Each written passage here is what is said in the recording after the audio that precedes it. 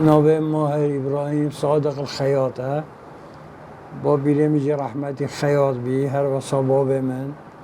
وستی که بینیا کفن گوتنی خانه بگی دکانه الویره بی اجی بچیک بی ملدف بابا خوش شولد کرد اینگه کنکو خوب چاب دستی چیزی کردن من او شولد کرد پیچ اجی علمیم خیاطیه بری 5 ساله از سیکه دابیم بس کم دکان بکری سالا 76 به خود دکان بکر بخود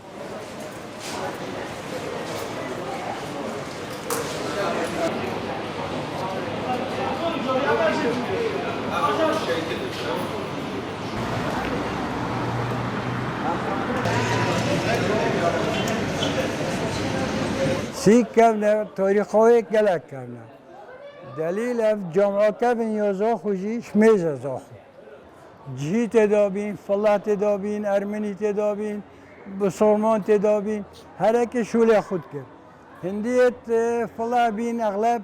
صنعت زحمتت کردن خیاط بین، قماشت فروتن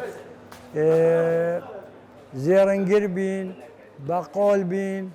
حداد بین صفار بین چه شوله تهبت تو بیجی زاخو هات ویره دابین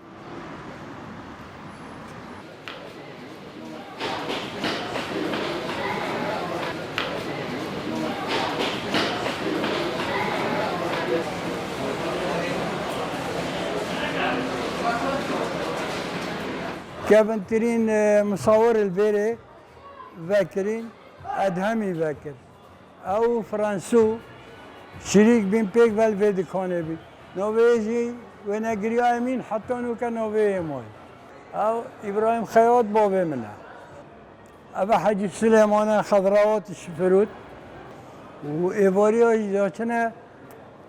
دركبن چون وره گره خانی کل گودنه آنجی بر آب سرکبرو که دارین صحبت کن خوابین بادا کفن آب عبدو گوریال خیاط بی دوسته بابم بی و یه مجی بی اف دکانه هنه بگی دایه با اول الویره بگی دایه به ایجار حتی به دیمایی کش بری بمرتب 3-4 سالا کره بگی هات